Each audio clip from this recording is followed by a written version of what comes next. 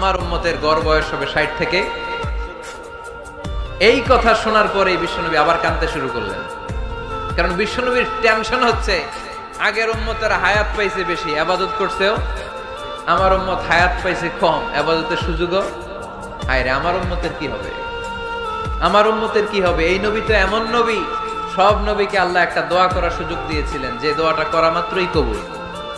এটাকে আরবিতে বলে দাওয়া মুস্তাজাবা, লিকুল্লি নবিয়িন দাওয়া মুস্তাজাবা। সব নবীকে আল্লাহ একটা করে দোয়া করার সুযোগ দিয়েছে, আর এই দোয়াটা করা মাত্রই কবুল।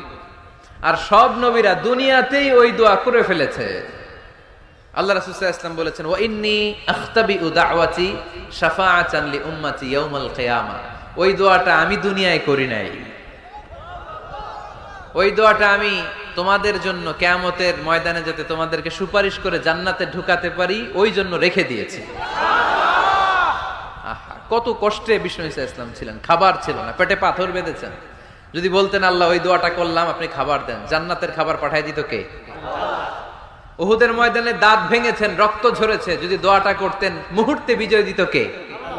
কোন পরিস্থিতিতে ওই দোয়াটা বিশ্বনবী করছেন? রেখে দিয়েছে।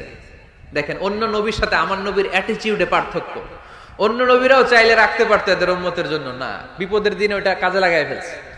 প্রত্যেক নবী একটা করে দোয়া করার সুযোগ পেয়েছিল, যে এই দোয়াটা করা মাত্রই কবুল। সব নবীরা দুনিয়াতেই শেষ, একমাত্র শুধুমাত্র কেবলমাত্র আমার আর আপনার নবী ছাড়া রেখে দিয়েছেন তিনি, রেখে দিয়েছেন ওই দোয়া আমাদের জন্য, আমার জন্য, আপনার জন্য, আমাদেরকে বাঁচানোর জন্য ওই দোয়া রেখে দিয়েছে। চিল্লায় বলেন ঠিক কিনা?